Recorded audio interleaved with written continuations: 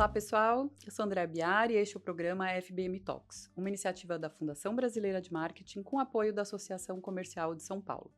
E com muita alegria recebo hoje o presidente da ADVB, Miguel Ignatius. Olá, seu Miguel, Boa seja tarde, Andréa. bem-vindo. Muito obrigado pelo convite. É um prazer e uma honra estar aqui hoje falando com você dentro do nosso FBM Talks. Seu Miguel, eu gostaria de Diga. pedir para que você contasse para nós a respeito da Associação dos Dirigentes de Vendas de Marketing no Brasil e fazer uma linha do tempo, né, desde a fundação até hoje, onde você está como presidente. Veja, a entidade, a Associação dos Dirigentes de Vendas e Marketing do Brasil, ela foi criada no ano de 1956, né? Eu não participei, evidentemente, porque em 56 eu tinha 13 anos e nem morava em São Paulo. Mas, depois de um certo tempo, quando eu mudei-me para São Paulo para estudar e trabalhar, eu comecei a conhecer um pouco de algumas entidades e vi uma que trabalhava com vendas, né? Treinando pessoas com vendas, etc. A ADVB surgiu por uma necessidade do mercado brasileiro. Qual foi essa necessidade básica, necessidade central do mercado brasileiro? Foi que o país, em 1955, elegeu um presidente absolutamente desenvolvimentista chamado Juscelino Kubitschek. Esse presidente, com uma visão enorme de futuro, não só foi quem instigou criação de Brasília, né, contratando o Oscar Niemeyer e o Costa, né, que era o urbanista, o presidente Juscelino, tinha uma visão de desenvolvimento através daquilo que nos anos 50 era a grande busca dos países, que era a industrialização. O Brasil tinha poucas indústrias. De consumo, poucas. De bens de produção, também muito poucas. Nós tínhamos de grande empresa a Companhia Siderúrgica Nacional, que hoje é privatizada. Tínhamos a Petrobras com 1 ano e pouco de vida, né? A Petrobras foi criada em 54 pelo presidente Getúlio Vargas. 53, 54, por aí, enfim, a Petrobras tinha 1 ano e meio, 2 de vida, de existência, e o presidente Juscelino focou naquilo que naquela ocasião era o grande mote de atração, era a grande locomotiva do desenvolvimento, que era a indústria automobilística, porque era uma indústria que exigia uma lista, né, um rol de fornecedores muito amplo e diversificado. Claro que um carro montado há 70 anos atrás, praticamente, era um carro eletromecânico. Hoje ele é eletrônico, né? Mas naquela ocasião você tinha muita coisa da parte elétrica embutida no carro e muita coisa, evidentemente, também mecânica. E a partir daí, algumas indústrias vieram para cá. A pioneira foi a Volkswagen, né? Há até uma foto do presidente Juscelino dirigindo um Fusca, o primeiro Fusca, dentro da fábrica da Volkswagen. Pois bem, esse ano de 56, um grupo de executivos de várias empresas, sediadas no Brasil, algumas multinacionais, outras brasileiras, eles se reuniram e verificaram que havia uma necessidade de formar com conteúdo as equipes de vendas, porque não existia isso nas empresas, né? E a partir daí criaram a associação, inicialmente chamava Associação dos Diretores de Vendas do Brasil, depois passou a ser a Associação dos Dirigentes, né, de Vendas, e hoje é a Associação dos Dirigentes de Vendas e Marketing do Brasil. A palavra marketing no Brasil surgiu nos anos 70 através da nossa Fundação Brasileira de Marketing, Foi a entidade pioneira nessa área, né? E aí começou o desenvolvimento, porque você sabe, o voluntariado atrai voluntários, né? Pela causa. E esse pessoal criou uma causa bacana, que era treinar pessoas. A partir daí, claro, a partir do treinamento, você aprimora a qualidade do profissional. A partir do aprimoramento dessa qualidade, você tem o despertar de lideranças, né? Então, se você tem lá 10 pessoas na equipe de vendas, possivelmente um deles vai se sobressair e ser o líder, né? Então, daí começou a surgir o supervisor de vendas, o gerente de vendas, e na ocasião tinha até o diretor de vendas, né? E muitos diretores de vendas de várias empresas, na hierarquia, no progresso interno, transformaram-se em presidentes, viraram presidentes de empresas. Era um caminho para a pessoa atingir o ponto máximo dentro de uma organização. A partir desse cenário de equipes bem treinadas, supervisores, gerentes, enfim, diretores de vendas, a entidade começou a verificar que as empresas possuíam diferentes graus de desempenho. Então, a entidade começou a premiar o sucesso, identificar o sucesso, reconhecer o sucesso e premiar o sucesso. Aí surgiu um prêmio específico, né, que hoje está um pouco em desuso, mas na ocasião foi um sucesso danado, era os melhores vendedores do ano. Então fazia-se um concurso, tinha prova por escrito, tinha as indicações das empresas, né, para fazer essa seleção prévia, que era uma espécie de concurso que nós temos hoje tantos aí na televisão, né, que premiava aqueles que tivessem o melhor desempenho dentro da sua empresa. Então, selecionavam-se uma centena de profissionais de vendas e, a partir daí, 10 eram destacados. Então, eles ganharam esse destaque como os melhores vendedores do ano. Com a evolução, passou-se a premiar as empresas que tinham um desenvolvimento grande, sem esquecer o ser humano, evidentemente.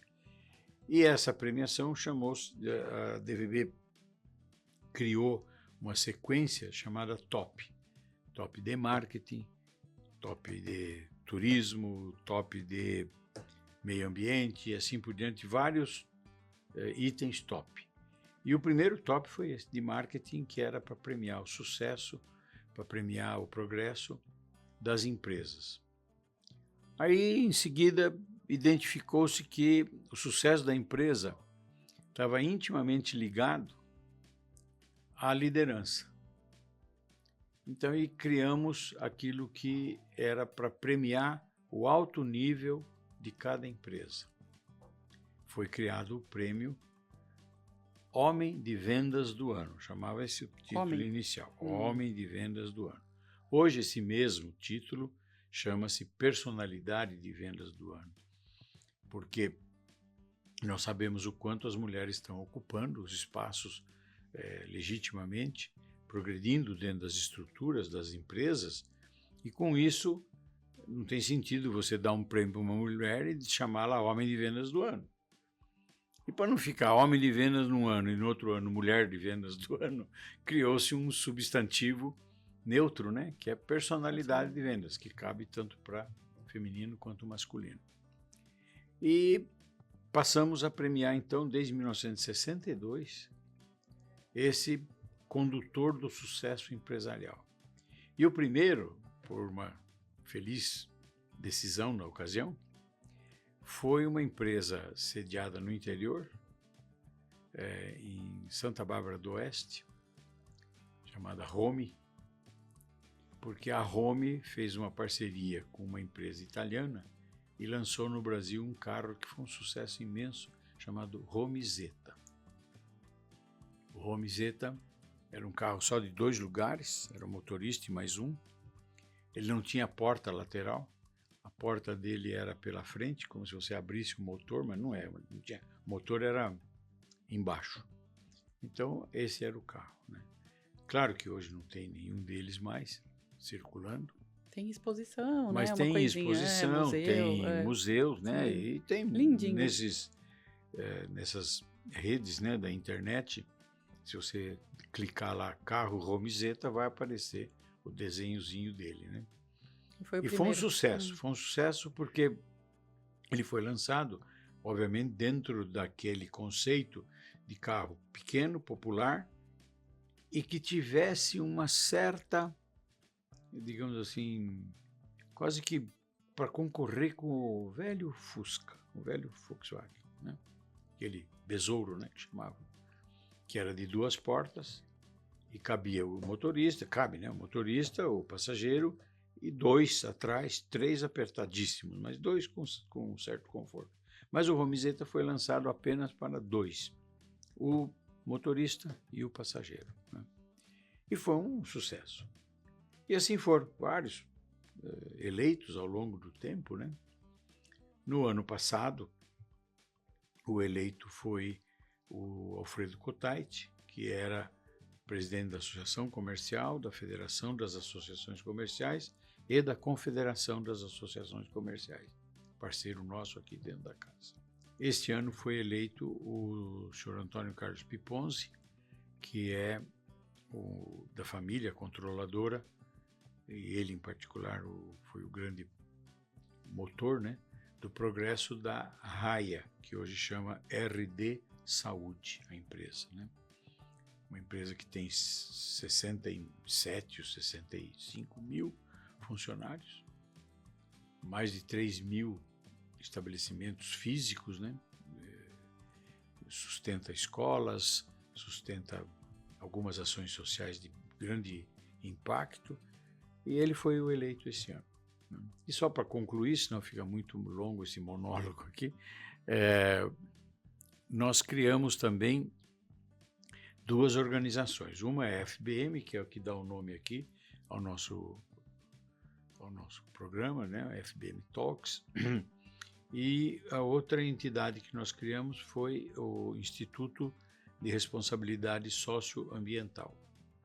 Esse instituto, assim como a FBM é presidida operacionalmente, né, executivamente pelo Cláudio Conso, o instituto é presidido operacionalmente, executivamente pelo Lívio Giosa. Estatutariamente, por serem 2 organizações dependentes da DVB, estatutariamente o presidente tem que ser eu, presidente legal, né, eleito. E dentro disso, criamos também várias sequências de eventos, sempre dentro do espírito de contribuir para o desenvolvimento do Brasil e, consequentemente, alicerçado pelo desenvolvimento das empresas e, consequentemente, pelo desenvolvimento social. Porque na medida que você tem empresas bem desenvolvidas, empresas bem consolidadas, Andréa, você tem o desenvolvimento do país, óbvio, e o desenvolvimento das pessoas que estão dentro dessas organizações, que estão dentro dessas empresas, porque a gente sabe, não só por uma obviedade muito forte, mas não há empresa de sucesso se não tiver uma equipe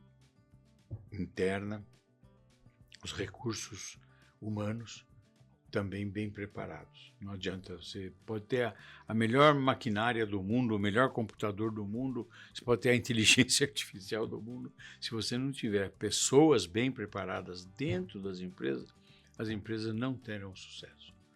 Então é isso, quer dizer, a entidade nossa é uma reconhecedora de pessoas, empresas que tiveram sucesso, né?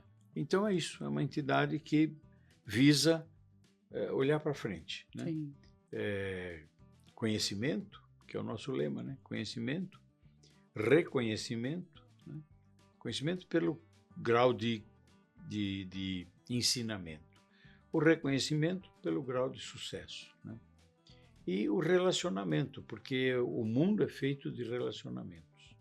Quando eu vejo, às vezes, pessoas mais jovens, como você, às vezes ficam só ligadas nos equipamentos, né?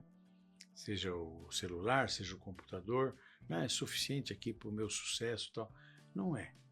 Porque você hoje, e sempre será assim, se tem essa ferramenta, use-a parcimoniosamente, use-a com uma propriedade de saber até o ponto que você pode usar com eficiência, porque nada supera olhar numa pessoa, olhar no olho, ver a reação física da pessoa e ver que atrás daquela reação física e através dela você identifica um comportamento. E isso é importante. É importante saber.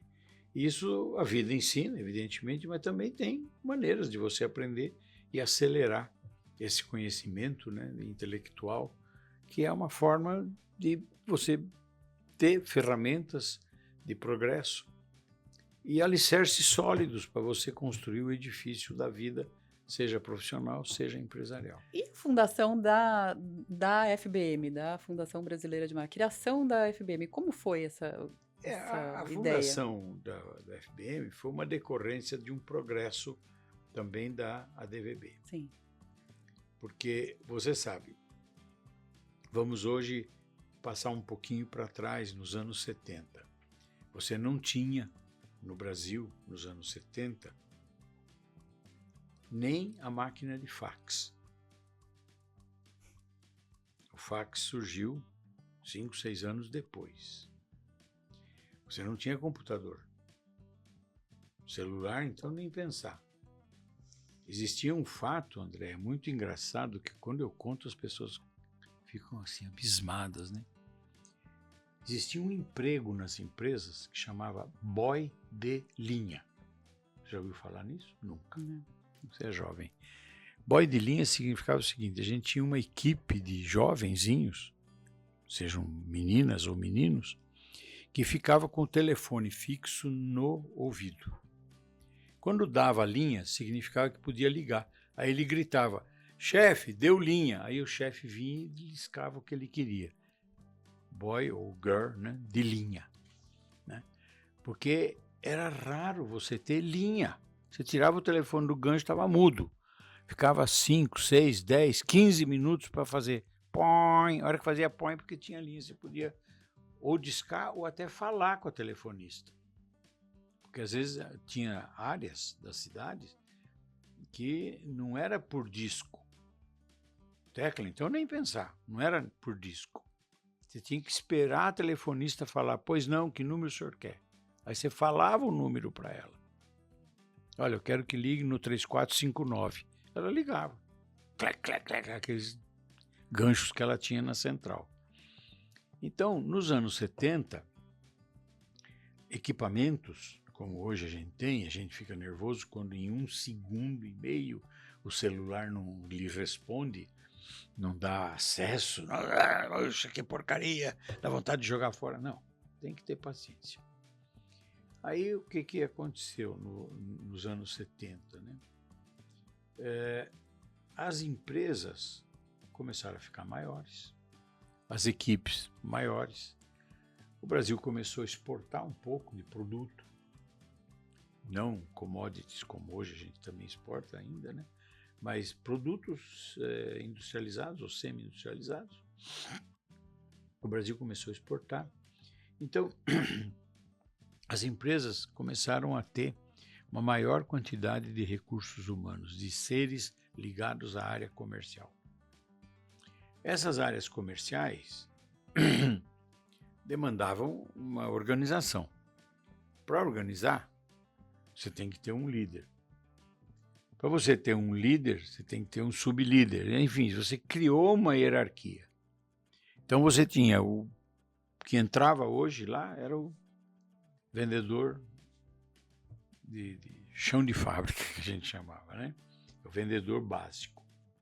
Aí daqui a pouco ele começava a crescer, tinha sucesso nas suas metas de vendas, tal, a direção da empresa entendia que estava na hora de promovê-lo, tal, mas promover a quê? Vamos dar um cargo de supervisor de vendas. Então, colocava abaixo dele 4, 5 vendedores. Esse supervisor, ele crescia um pouco mais por desempenho próprio, ele virava gerente de vendas. E o que fazia o gerente? Ele coordenava 5, 6 supervisores, que por sua vez coordenava, cada um deles, 5, 6 vendedores. Então você já tinha, debaixo do gerente de vendas, umas 30 pessoas, 50 pessoas.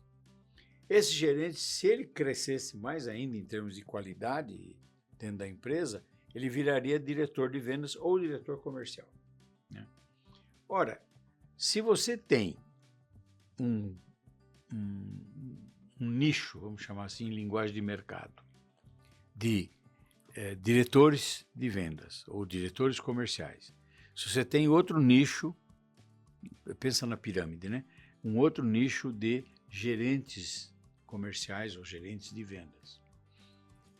Abaixo, supervisor e depois os vendedores. Vamos dizer que fossem somente esses 4 degraus de hierarquia, né? Dificilmente, numa sala de aula da ADVB, você poderia colocar na mesma sala de 20 alunos, 30 alunos, um diretor, 2 gerentes e 20 vendedores, 15 vendedores, sabe? Então ficava uma coisa muito desnivelada, porque o professor tinha que começar a ensinar o quê? Para o cara que estava mais baixo, para o ser humano que estava mais baixo. Aquele que estava um pouquinho mais acima, ele já sabia tudo que aquele que estava mais baixo não sabia. Então a aula ficava horrorosa para ele, né? Desnecessária. Aí os diretores da ADVB da ocasião, né, a diretoria, o conselho, eles decidiram criar uma organização para dar aula de marketing e vendas do nível de gerência para cima. Aí criou a Fundação Brasileira de Marketing. Resolver essa questão, né? Para homogeneizar o núcleo, né, ou o coletivo das pessoas que estavam estudando. Então você não pode colocar na mesma sala de aula alguém que precisa aprender aritmética com outro que já sabe álgebra.